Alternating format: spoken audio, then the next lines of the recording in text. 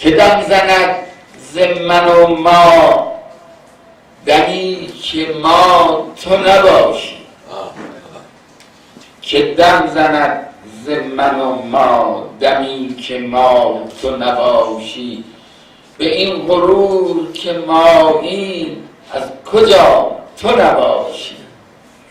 نفس چو صبح زدن بی حضور مهر نشاید. چه زندگیست کسی را که آشنا تو نباشی. ازل به یاد که باشد ابد دل که خراشد. که بوده کیست گر آغاز و انتها تو نباشی. فنای موج تلافیگرش بقای محیط است. محیط یعنی اقیانوس. فنای موج تلافیگرش بقای محیط است. نکشت عشق کسی را که خونبها تو نباشی. مکش خجالت محرومی از غرور تعین. چه من چه او همه با توست اگر تو با تو نباشی. جهان پر است ز گرد عدم سراغی عنقا. تو نیز باش به رنگی که هیچ جا تو نباشی. حقیقتاً این اشعار بیدل اساره 1000 سال عرفان اسلامی است که در زبان فارسی، در شعر فارسی در این سرزمین شکفته شده.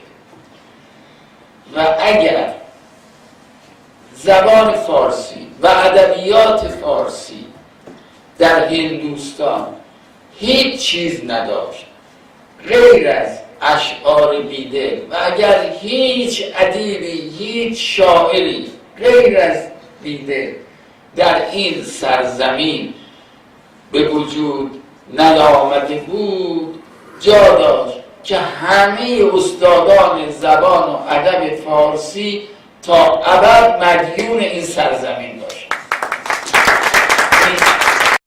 این شعر برای امام گفته شده تحت عنوان پرچم آزادگی. یک غزل حماسی خواستم بگم، حالا چه کرده باشم دیگه قضاوت با شماست. در سکوت سرد شب فریاد مردی شد بلند. خیزش و خشم و خروش اهل دردی شد بلند. خواب شب آشفته شد از تندر توفنده‌ای. آذرخشی آتش گردون نوردی شد بلند. گردبادی شد نمایان در دل هامون ز دور. شهسواری تاخت در صحرا و گردی شد بلند. پیشتر آرامش مهتاب در مرداب بود. ناگهان موج خروشان نبردی شد بلند. کرد گلگون سرخی خون چهره‌های زرد را. شعله‌های آتشین سرخ و زردی شد بلند. نغمه آزادی از هر گوشه‌ای آمد به گوش. آتش از خاکستر خاموش و سردی شد بلند. بار دیگر کاوه آهنگری از ره رسید. پرچم آزادگی با دست مردی شد بلند. این شعر عنوانش هست به سوی آسمان. به سوی آسمان. آسمان. اگر فکری به حال این دل شیدا نمی کردم چه می کردم؟ این به درد این قوارای شما می‌خوره که این چه می کردمش رو 10 بار تکرار کنم. چه می کردم چه می کردم. اگر فکری به حال این دل شیدا نمی کردم چه می کردم؟ اگر دل را فدای آن قد و بالا نمی کردم چه می کردم؟ خبر آمد که یار آمد، بهار آمد، درخت گل به بار آمد. ز سرمستی اگر هنگامی برپا نمی کردم چه می کردم؟